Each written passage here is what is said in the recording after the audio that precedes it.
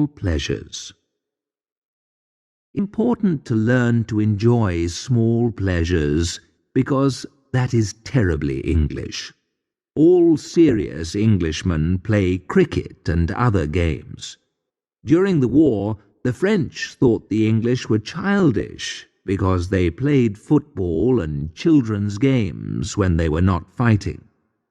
Boring and important foreigners cannot understand these small pleasures. They ask, why do important men in the British government stand up and sing children's songs? Why do serious businessmen play with children's trains while their children sit in the next room learning their lessons? Why, more than anything else, do grown-up people want to hit a little ball into a small hole? This is a very popular sport in England. Why are the great men in government who saved England in the war only called quite good men? Foreigners want to know, why do English people sing when nobody is in the room? If somebody is in the room, the English will stay silent for months. Favorite things.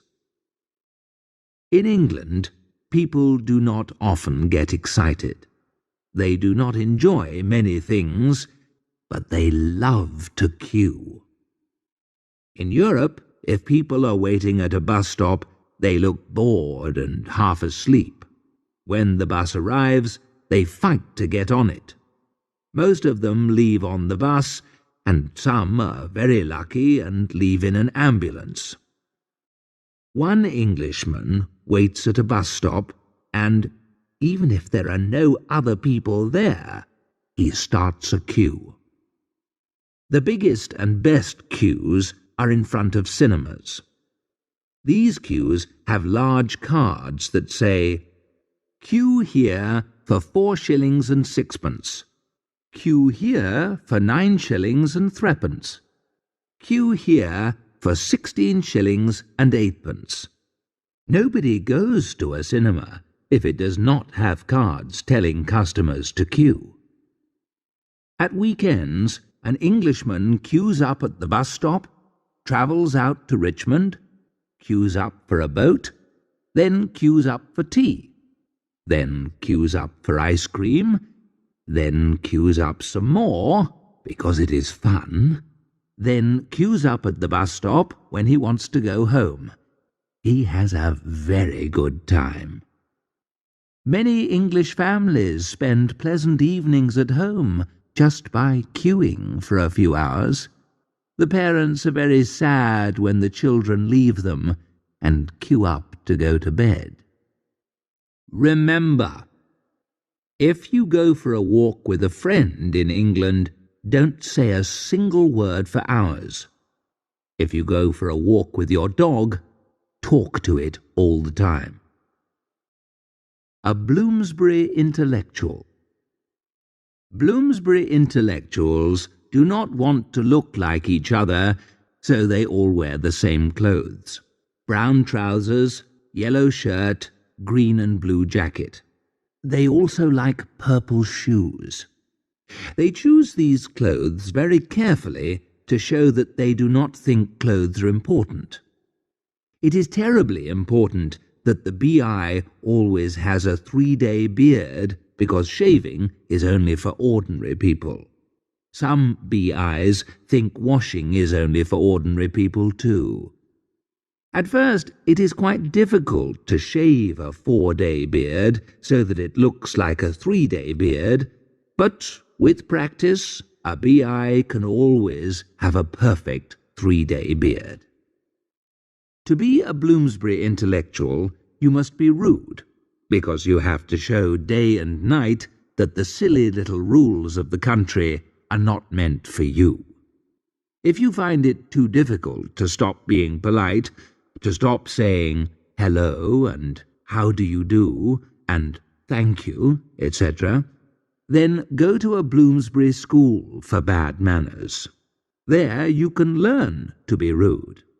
After 2 weeks, you will not feel bad if, on purpose, you stand on the foot of somebody you do not like as you get on the bus. Finally, remember the most important rule. Always be different. Only think and talk about new ideas. This is not difficult. Just think and talk about the same new ideas that other Bloomsbury intellectuals think and talk about. Mayfair Playboy. Put the little word "d" in front of your name. This makes people think that you are important. I knew a man called Leo Rosenberg from Graz who called himself Lionel de Rosenberg, and everyone thought he was an Austrian prince. Understand that the most important thing in life is to have a nice time, go to nice places, and meet nice people. Now, to have a nice time, you must drink too much. Nice places are great hotels and large houses with a lot of music and no books. Nice people say stupid things in good English. Unpleasant people say clever things with a bad accent. In the old days, the man who had no money was not a gentleman. Today, in Mayfair, things are different. A gentleman can have money or borrow money from his friends. The important thing is that even if he is very poor, he must not do useful work. Always laugh if someone says something amusing. Be polite, but do not be serious. Laugh at everything that you are not intelligent enough to understand. Don't forget that your clothes, your trousers, ties, and shirts are the most important things in your life. Always be drunk after 6:30 p.m. How to be a filmmaker. To become a really great British filmmaker, you need to have a little foreign blood in you. The first thing a British filmmaker wants to do is to teach Hollywood how to make good films. To do this, you must not try to make films about American subjects. Here is the subject for an American film. Do not use it. A young man from Carthage, Kentucky, who can sing beautifully, goes to town. After many difficulties, he becomes New York's most famous singer. At the same time, he falls in love with a poor girl who works in a local shop. She is very beautiful, but nobody knows that she also has the best voice in the city. She helps her lover when she sings a song in his theatre in front of 6 million people. The young and very famous singer marries the girl. Here is an example of a serious and deep American film. A happy but very poor young man in New Golders Green, Alabama, becomes very rich selling thousands of machines to other poor people. The richer he becomes, the more unhappy he is.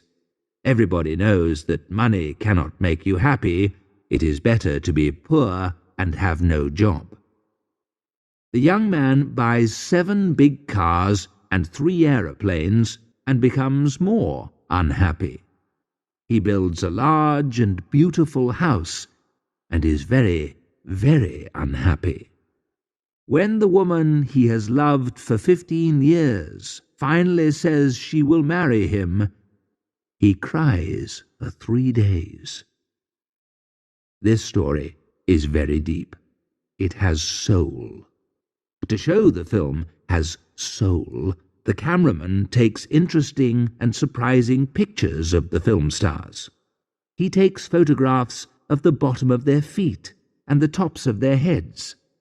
Everybody is happy with this new way of making films and thinks that the filmmaker is very clever.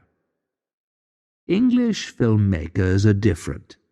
They know that not all the people who watch films are stupid, and some of them can enjoy intelligent films. Here are some important rules you must remember if you want to make a really and truly British film. 1. The famous writer, Mr. Noel Coward, says that he met a man who once saw a Cockney. Cockneys are people who were born in the east of London. They cannot speak good English, and they cannot say the letter H, but they are kind and have big hearts. Now all good people in films are Cockneys, and every British film must have a Cockney. 2. Nothing is too good for a British filmmaker. He must have the best. I have heard of a man, I do not know if this story is true, but it shows how British filmmakers work, who made a film about Egypt.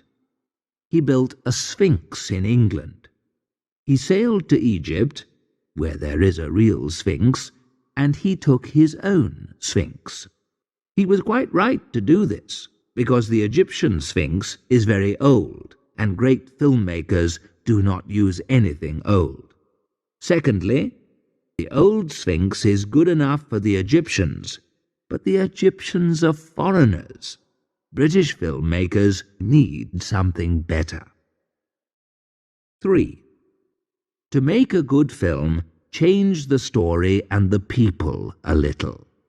Make Peter Pan, a famous children's story, into a murder story.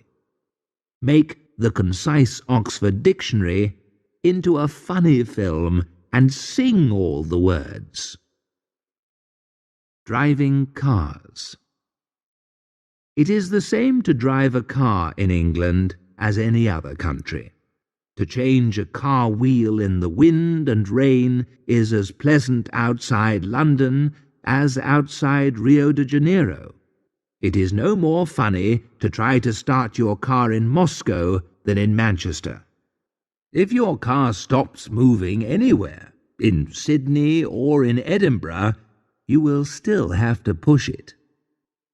But the English car driver is different from the European car driver, so there are some things you must remember when you drive in England. 1. In English towns you must drive at 30 miles an hour. The police watch carefully for drivers who go too fast. The fight against bad drivers is very clever and very English. It is difficult to know if a police car is following you, but if you are very intelligent and have very good eyes, you will see these cars. Remember, A. The police always drive blue cars. B. 3 policemen sit in each car. C. You can read the word police in large letters on the front and back of these cars. 2. I think England is the only country in the world where you must leave your car lights on when you park your car at night in a busy street with lots of street lights. Then, when you come back to the car, you cannot start it again. The car will not work. It is dead. But this is wonderful. There are fewer cars on the road, and the number of road crashes goes down. This makes the roads safe. 3. Only car drivers know the answer to this difficult question. What are taxis for? A person who is walking and looking for a taxi knows they are not there to carry passengers. Taxis are on the road to teach good manners to car drivers. They teach us never to be too brave. They make us remember that we do not know what the next minute will bring for us, if we can drive down the road, or if a taxi will hit us from the back or the side. 4. Car drivers are at war with other people. If you park your car in the city, the West End of London, or many other places, 2 or 3 policemen will run up and tell you, "You cannot park here. Move along." So, where can you park? The policemen do not know. Try a place 30 miles down the road near the sea in the village of Minchinhampton, they say. 3 cars can park there for half an hour on Sunday morning between 7 and 8 a.m. The police are right. Cars need to move and move fast, not stop. Some people think that the police are wrong. They do not want to drive their cars. They think cars are built to park and not to move. These people drive out of central London to the great park Hampstead Heath, or to the river at Richmond on a beautiful sunny day. They park their cars, close the windows, and go to sleep. They are very uncomfortable, and they sleep badly, of course. It is hot. But they say they are having a nice afternoon's holiday. 3 games for bus drivers. If you become a bus driver in England, play these 3 very amusing games. 1. Drive along the street and suddenly turn right. Don't tell anybody. It is very amusing. Other drivers do not know that you are going to turn right, and they crash into your big bus with their little cars. 2. Drive up to a bus stop. Hide behind a large lorry or another bus. Then, when you get to the bus stop, do not stop, but drive away fast. It is very amusing to see the faces of the people who wanted to get on your bus. They are angry. They will have to wait all day for another bus. 3. If you stop the bus at a bus stop, drive away again quickly and suddenly. If you are lucky, people will try to get on your bus, and they will fall off when you drive away. It is very amusing for the driver to see these people fall off the bus. Sometimes people fall down and get dirty, or sometimes they break their leg, and they always get angry. Some people are very boring. They won't laugh at anything. How to plan a town. The English like to be uncomfortable. They think that this makes them strong. Only weak people from Europe live in comfortable, pleasant towns. People who build English towns want to make everything difficult. In Europe, doctors, lawyers, and people who sell books have their houses and shops together in different parts of the town, so you can always find a good, or a bad but expensive, doctor anywhere. In England, your address is important. In London, all the doctors live and work in Harley Street. All the lawyers are in Lincoln's Inn Fields, and all the booksellers are in the Charing Cross Road. The newspaper offices are all in Fleet Street. The people who make men's clothes are all in Savile Row, and the car salesmen are in Great Portland Street. Theatres are near Piccadilly Circus, and cinemas are in Leicester Square. Soon all the fruit and vegetable shops will move to Hornsey Lane, all the butchers to the Mile End Road, and all the men's toilets to Bloomsbury.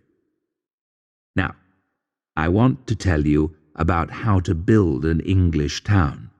You must understand that an English town is built to make life as difficult as possible for foreigners. 1. First of all, never build a straight street.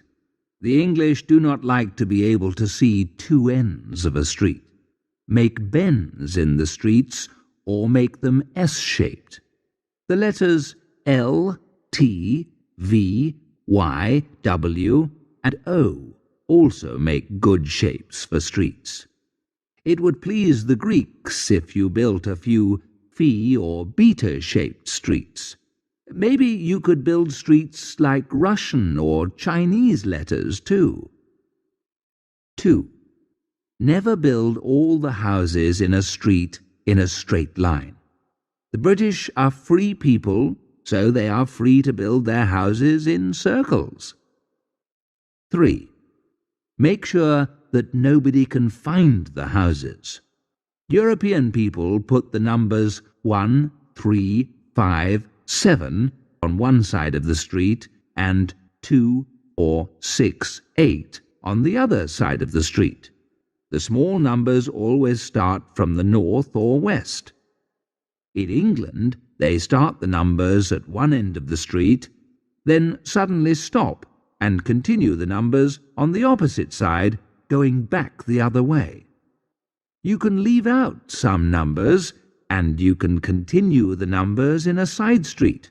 You can also give the same number to 2 or 3 houses. And you can do more. Many people do not have numbers on their houses. Instead, they give their houses names. It is very amusing to go to a street with 350 houses and to look for a house called The House.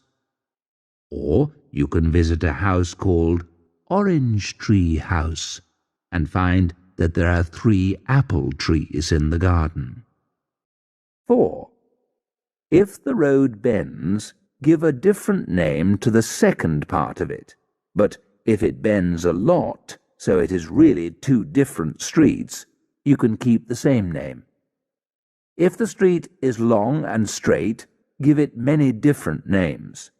High Holborn, New Oxford Street, Bayswater Road, Notting Hill Gate, Holland Park, etc. 5. Some clever foreigners will find the street that they want, so make it harder for them. Call the street by another name. Don't just call it a street. Call it a road, way, park, garden, etc. Now try this. A. Put all the streets with the same name in the same part of town. Belsize Park, Belsize Street, Belsize Gardens, Belsize Way, etc. B. Put a number of streets with the same name in different parts of the town. If you have 20 Prince's Squares and 20 Warwick Roads, nobody will be able to find the right place. 6. Paint the street name in large letters on a piece of wood. Hide this piece of wood carefully. Put it very high on the wall, or very low behind the flowers in someone's garden, or in a shadow, anywhere where people cannot see it. Even better, take the street name to your bank and ask the bank to keep it for you. If you don't, somebody will find out where they are. 7. To really worry foreigners, make 4 streets into squares like this. See the picture at the top of page 32. In this way, it is possible to build a street which has 2 different names, one name for each side of it. Civil servants. English civil servants are very different from European civil servants. In Europe, but not in Scandinavian countries, civil servants seem to think that they are soldiers. They shout and give you orders. When they speak, you hear the sound of guns. They cannot lose wars, so they lose their papers instead. They think the most important thing in the world is to make more jobs for more civil servants. A few difficult people, who are not civil servants, make life hard for them. They ask too many questions, or they have terrible problems. European civil servants know what to do to these difficult people. They make them wait in cold and dirty waiting rooms. They make them stand up all the time, and they shout at them in a rude way. If a difficult person asks for something, the civil servant always smiles happily and says no. Sometimes European civil servants play this clever little game. A difficult person goes to a civil servant's office on the 3rd floor and asks a question. "I don't know," the civil servant says. "Go and ask the civil servant in the office on the 5th floor." The difficult person goes to the office on the 5th floor and asks the question again.